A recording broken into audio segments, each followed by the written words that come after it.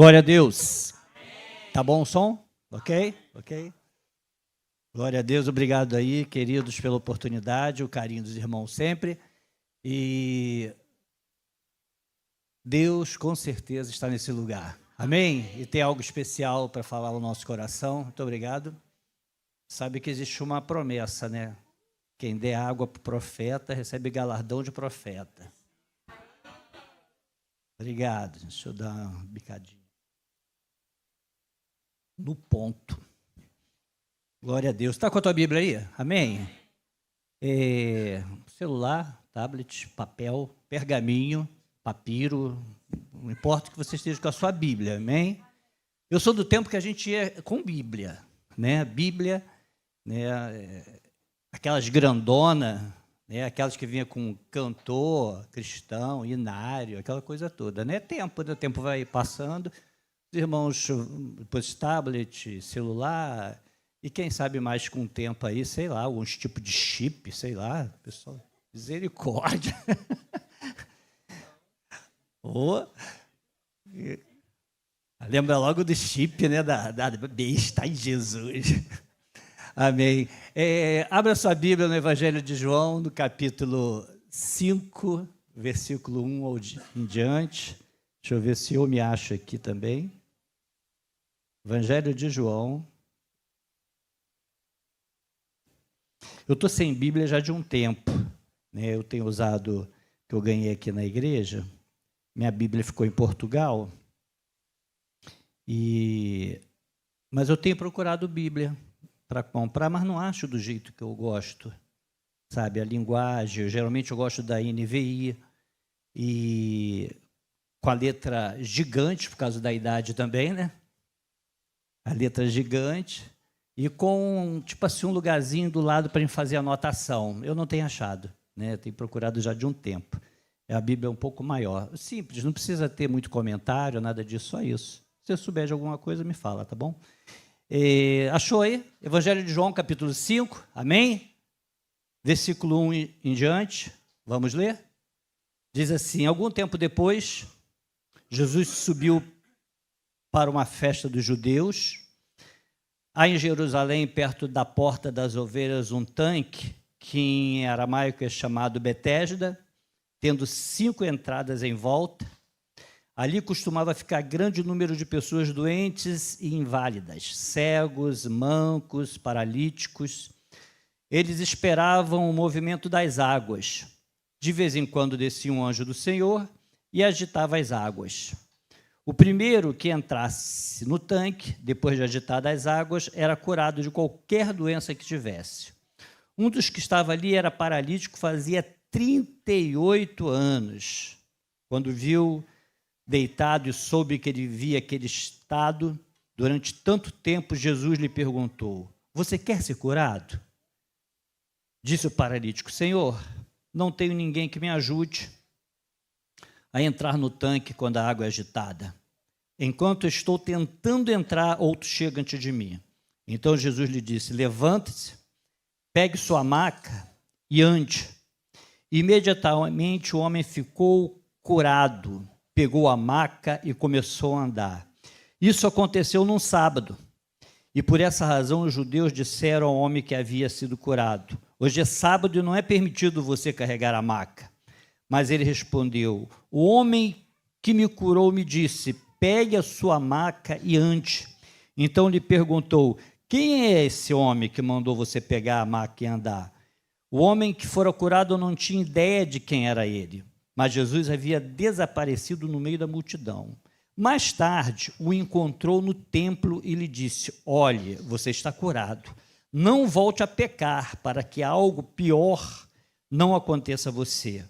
O homem foi contar aos judeus o que fora que Jesus lhe tinha curado. Amém? Glória a Deus. Vamos orar? Senhor, no nome de Jesus, nós te agradecemos pelo privilégio de poder ouvir a Tua palavra, participar desse culto, estarmos na Tua presença.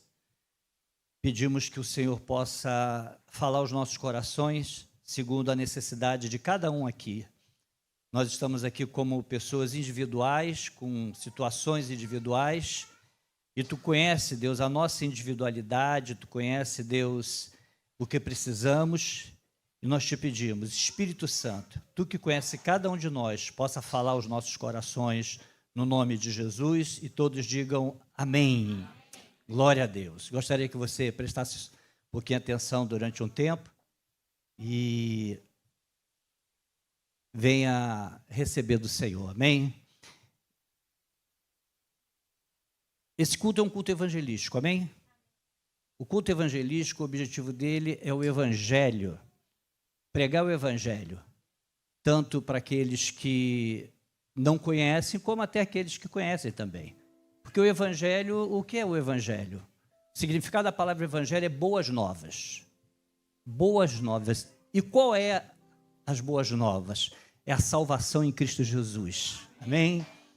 É a solução de problemas que para a gente não tem solução. É esperança. Que vou te contar. A pior coisa que existe na vida de um ser humano é não ter esperança. É a pior coisa que tem. O que é esperança? É você saber que pode melhorar. Amém? Saber que você não está entregue à desgraça, não está entregue à morte, não está entregue à falência, não está simplesmente caminhando numa direção que vai dar num abismo. Você sabe que há esperança para você. E a melhor coisa que existe é nós termos esperança no nosso coração. Às vezes a gente passa por momentos tão difíceis na nossa vida, mas aí nós voltamos para Ele, para Jesus, porque sabemos que nele nós vamos melhorar, porque Ele nos garante isso. É o Evangelho, é as boas novas que a gente pode dizer para as pessoas que estão ao nosso lado, para o marido, para a esposa, para os filhos, para o colega de trabalho, em todos os lugares, existe esperança para você. Existe esperança. Existem umas boas novas, boas notícias que nós podemos propagar no meio que nós vivemos, e é propagado em toda a terra, amém? Essas boas novas de salvação. Eu acho tão lindo, porque às vezes a gente fica preso no nosso meio, no nosso convívio, no meio onde nós vivemos, né? E a gente não tem uma visão assim de que acontece imundo em relação ao Evangelho. O Evangelho está sendo pregado em todos os lugares do mundo.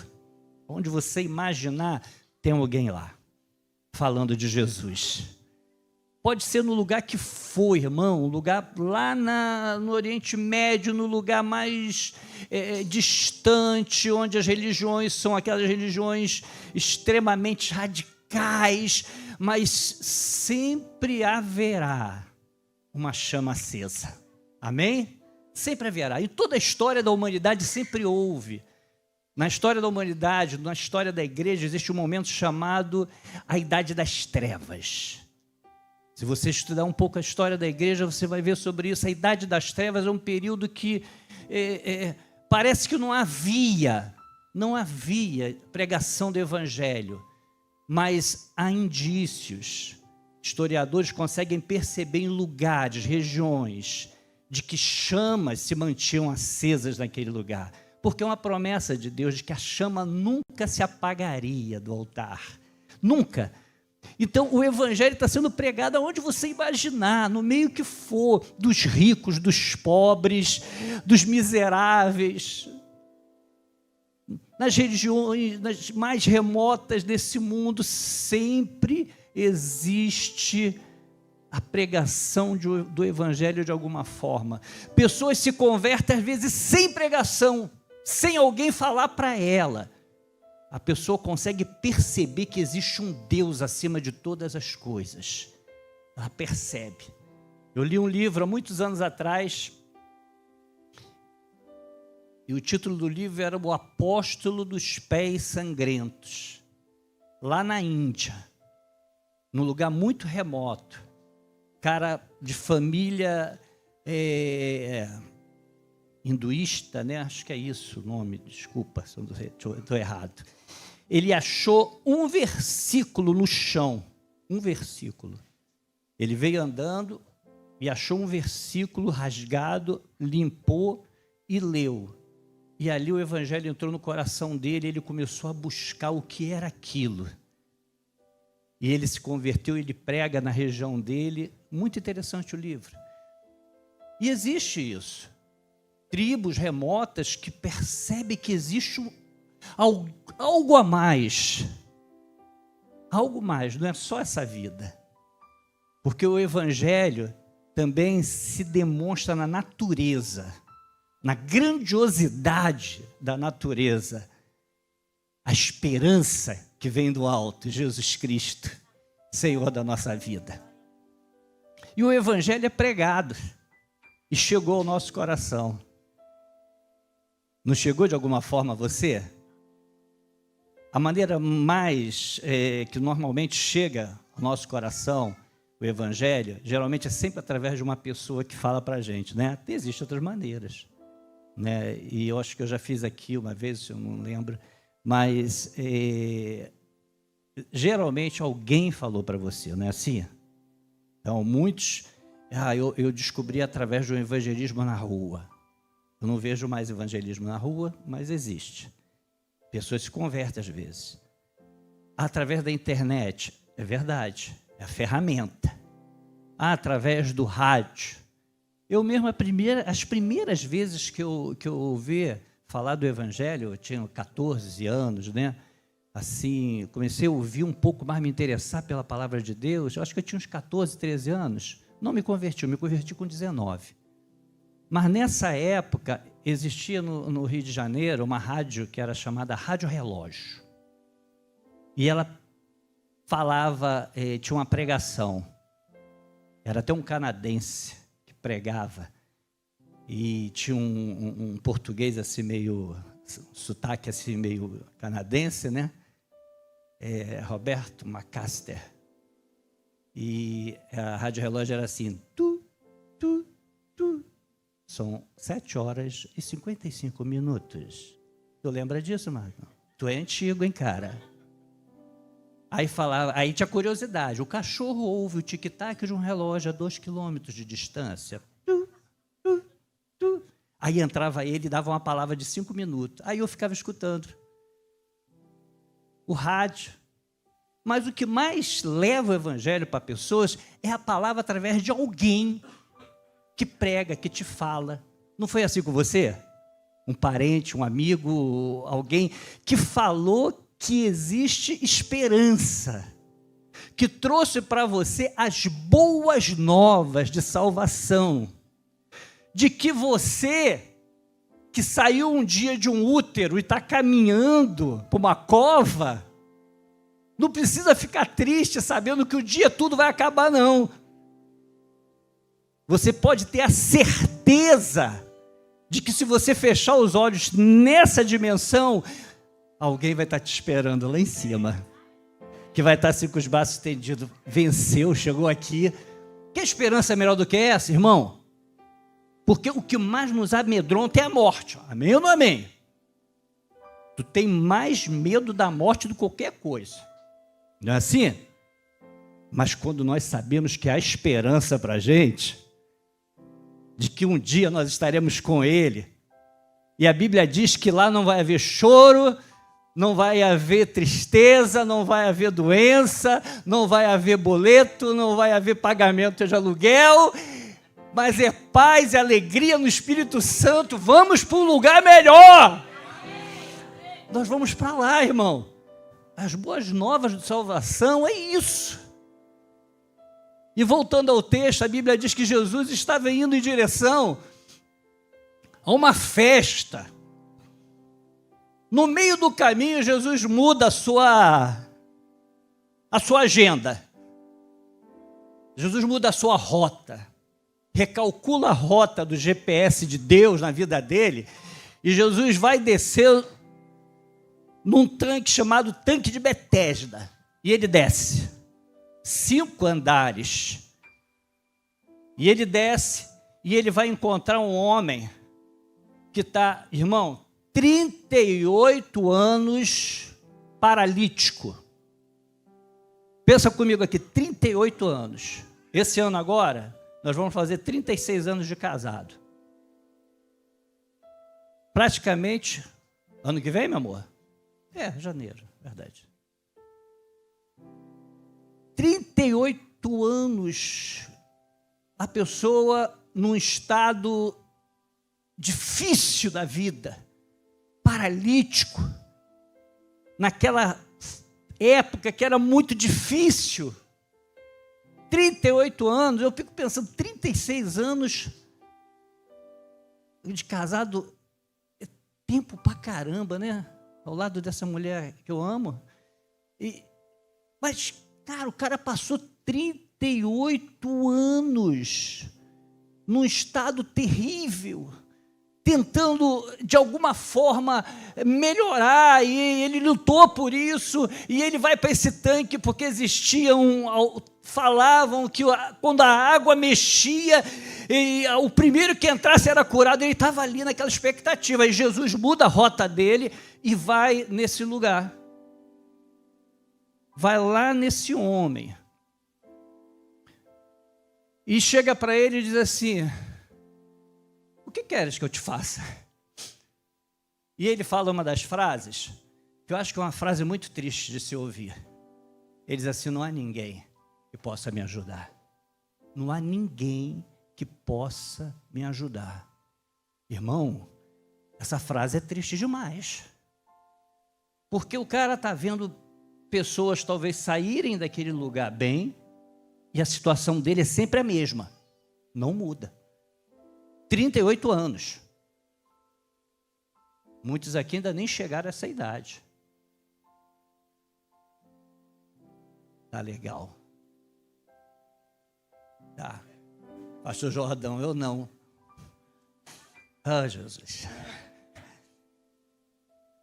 E esse homem ali sofrendo, e ele fala essa frase triste, carregada de tristeza e abandono, e ele diz assim: não há ninguém que possa me ajudar. Jesus diz: o que queres que te faça? O que eu posso fazer por você? Você quer ser curado? E ele está ali falando de algo no coração dele, que ele está dizendo assim: olha, não tem ninguém que me ajude. E é muito ruim quando nós não temos ninguém para nos ajudar. Porque quantas vezes nós precisamos de ajuda, amém, irmãos?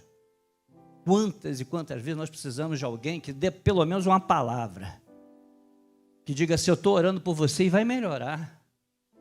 E é tão bom quando a gente recebe uma palavra que diz assim: olha só, está difícil, mas fica tranquilo, porque isso vai passar.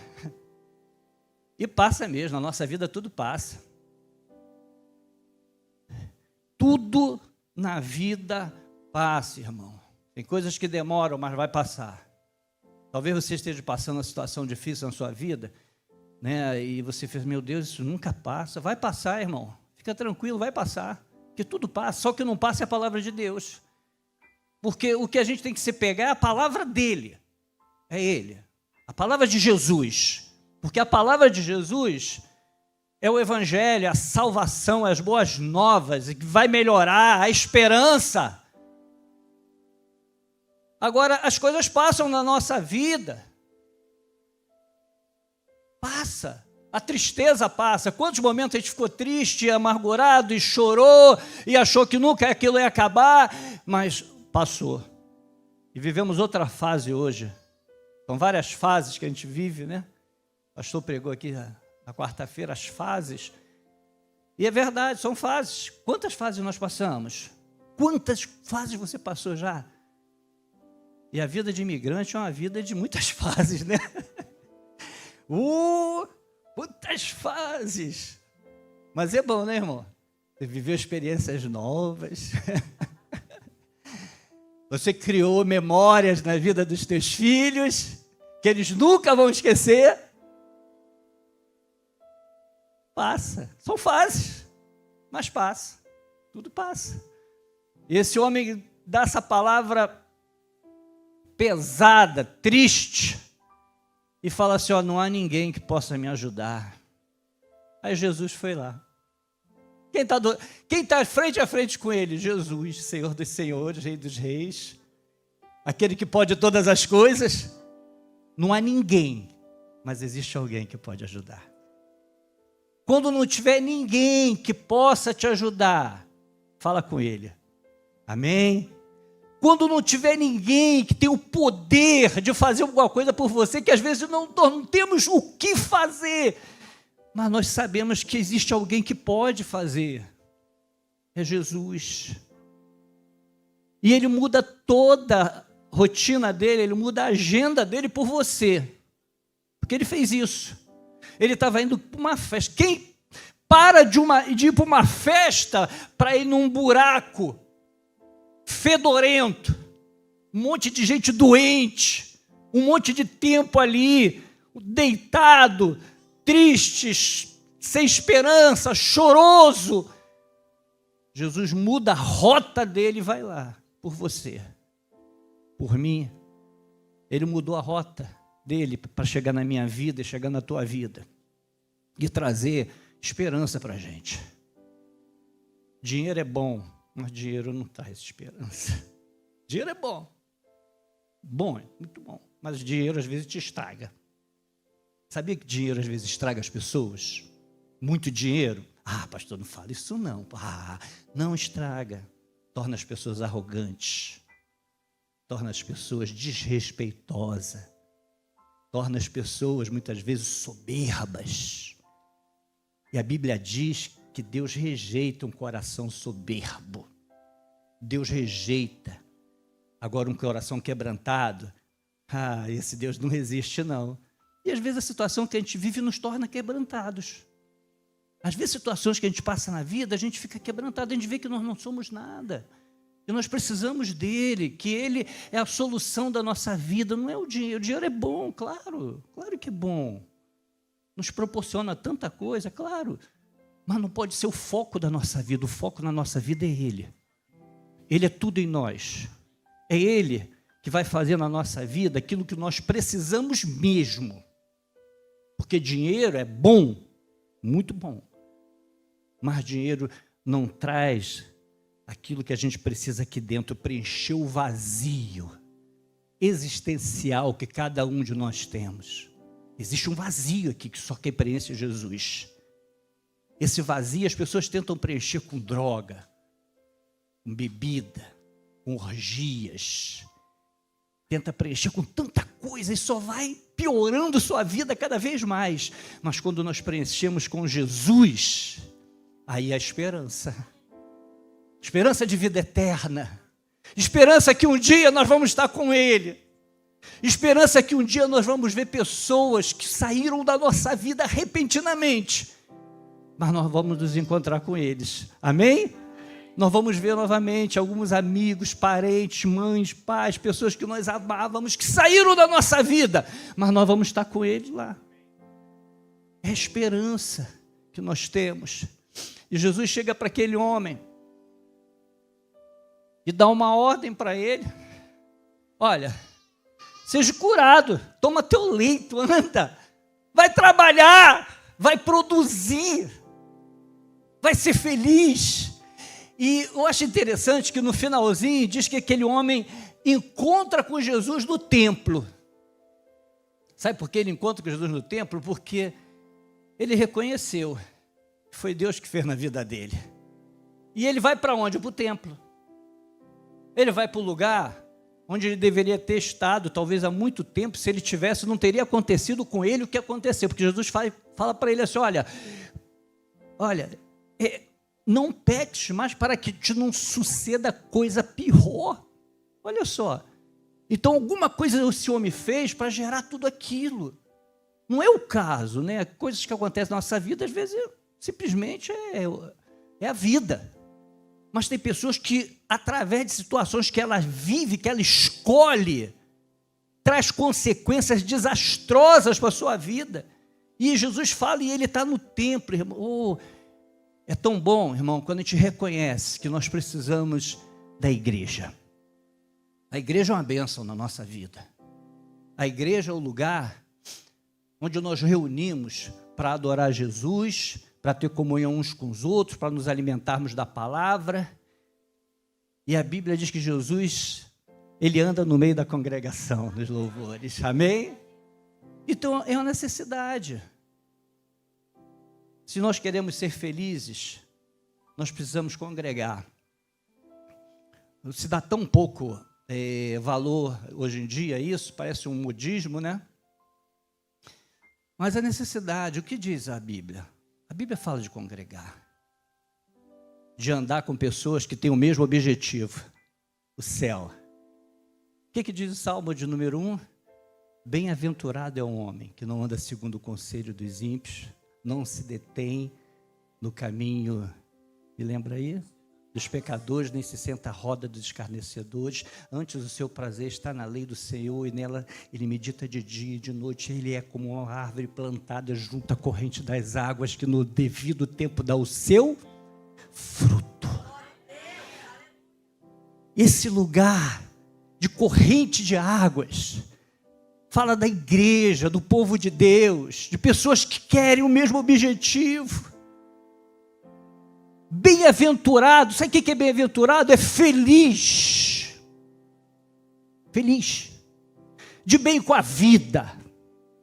Que aconteça o que acontecer, você está bem, porque você está plantado junto à corrente de águas.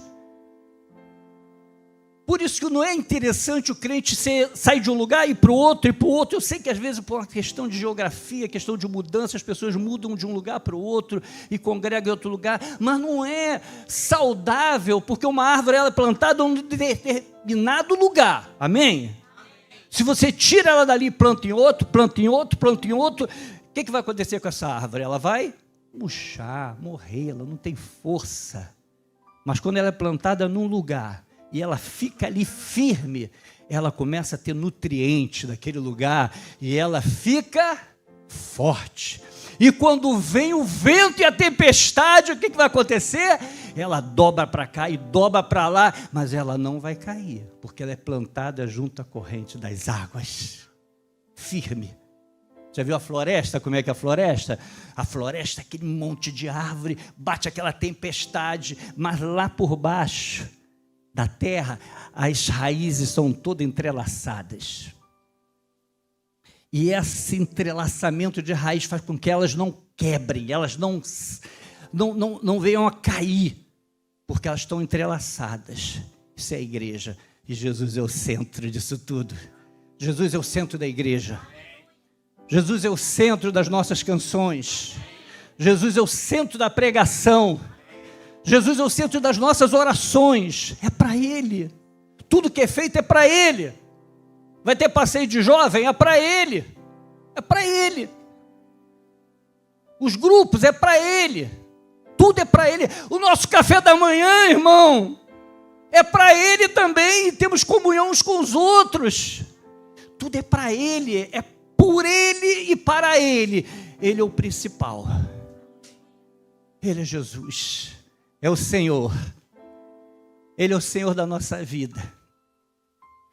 E esse homem fica no templo e a vida dele muda, porque a vida com Jesus muda, amém, irmão? A vida com Jesus muda. Se você quer mudança na tua vida, eu quero dizer uma coisa para você. Jesus Cristo é a tua mudança. Não tem como. Casamento muda o homem. Muda nada. Casamento não muda.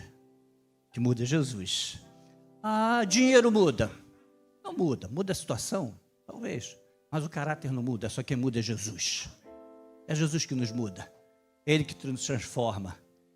E, às vezes, é muito rápido. E, às vezes, é um processo. Porque tem gente que demora. Diga-se misericórdia. Tem gente que demora. Tem gente que demora um pouquinho. Mas tem pessoas que são mais rápidas. Depende muito de como a gente vai. Esse homem muda a vida dele. Passa a caminhar com o Senhor. E a gente não sabe daqui em diante. Mas a igreja é um bom lugar para isso, irmão. Para nós desenvolvermos relacionamentos e mudança. Porque nós vamos nos relacionar uns com os outros. Não existe igreja perfeita. A igreja perfeita é a igreja invisível de Jesus Cristo, que um dia estaremos no céu com Ele. Agora, se você parar, e a igreja de Jesus. Jesus tinha os seus que andavam com ele, um traiu, outro abandonou, e às vezes a gente exige tanto da igreja, né? A igreja de João Batista. João Batista era aquele pastor brabo, né, irmão? Já pensou você subir, o cara subir para pregar e falar, sua raça de víbora! Aí, rapaz, não volto nunca mais nessa igreja, o pastor era brabo. O pastor era violento. Paulo tinha divergências. E aí, a igreja de Noé? Tu imagina, dentro de uma arca, olha para mim aqui, dentro de uma arca, quase um ano, irmão, todo mundo preso ali. Aquele monte de bicho. Deveria ter uma rotina, né, irmão, ali de trabalho, porque ficar esse tempo todo dentro daquela arca, pensa comigo, deveria ter uma rotina. Deveria ser uma confusão. Já viu o Big Brother? Você é crente, você não vê Big Brother, né? Claro, né? Não sabe nem o que é. Sabe nem o que é isso, pastor, Big Brother? Não sei nem o que é. Já viu a confusão que dá? Tu imagina a arca, irmão. Aí alguém de repente falava assim, cansei disso aqui. Tem condição não. Aí vai lá na escotilha. Aí falou, vou embora. Quando ele abre, ele olha para fora, o que ele vê?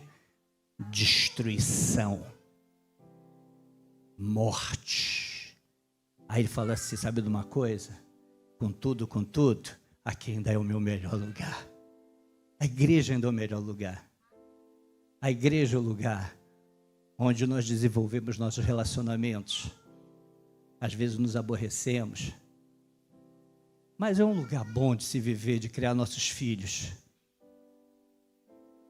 É um lugar bom de conhecer e fazer amigos. Levar nossos filhos. Eu conheci minha esposa na igreja. Criei meus filhos na igreja. É o melhor lugar para a gente estar, irmão. E a gente procura sempre o lugar que a gente se identifique, claro. Que a gente se sinta acolhido. E a igreja é esse lugar. E a gente pode dizer, tem alguém que me ajude. Amém? Esse homem disse, não há ninguém que me ajude. Palavra triste.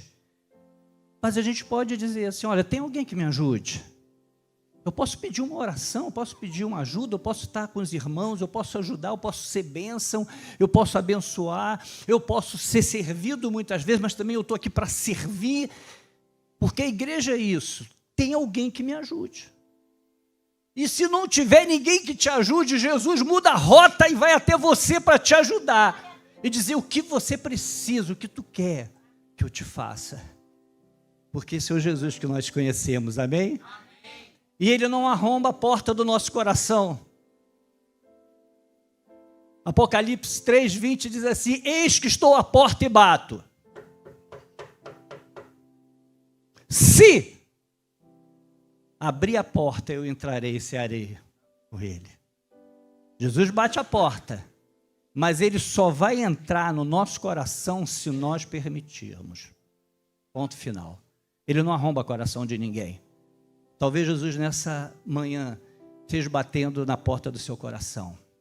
Talvez você que está aqui, você que está na internet, Jesus talvez esteja batendo na porta do seu coração. Ele só vai entrar se você permitir. Se você não permitir, Ele não vai entrar. Jesus é um cavalheiro. Amém? O diabo não, o diabo é um cavalo. Ele chama os outros de cavalo. Né? As pessoas que recebem esse espírito dizem, é o cavalo, é o cavalo. Jesus é um cavaleiro, ele bate na porta. Se abrir a porta, ele entra.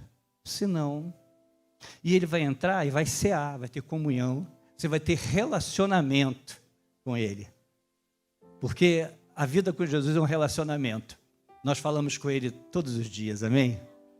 Outro dia perguntaram para mim, você acredita em Deus? Eu falei, não tem como não acreditar. Eu acabei de conversar com ele ainda há pouco. Como que eu não vou acreditar? Acabei de falar com ele nesse momento. Tem gente, tu acredita? Estava falando com ele agora. Como é que eu não vou acreditar? Ele está aqui nessa manhã, amém? Ele está aqui nessa manhã para encher o nosso coração de esperança, para dizer para você assim, olha, você não está sozinho não, eu estou contigo, eu estou aqui para abençoar a tua vida, eu estou para te dar esperança, para fazer alguma coisa a mais. Aquilo que você precisar, eu que vou fazer, Ele. Tudo que é bom vem de Deus, irmão. Tudo que é bom vem de Deus, tudo. É bom, veio de Deus na tua vida. O que aconteceu na tua vida esses dias de bom? Veio de Deus. E por isso que aqui o pastor estava falando de graça em tudo, é verdade. Ele tem que dar graça em tudo. Tudo na nossa vida a gente dá graça. Obrigado, Jesus. Obrigado pelo café da manhã, obrigado por acordar, obrigado por dormir, obrigado pela noite, obrigado pelo dia, obrigado. Amanhã, segunda-feira, eu estou no trabalho, glória a Deus. Amém. É bom. Pior do que não querer ir trabalhar, não ter o trabalho para ir, né? Oh, Jesus. Mas é Ele que nos proporciona força para trabalhar. É Ele. Vamos nos colocar de pé. Amém? Glória a Deus. Aleluia.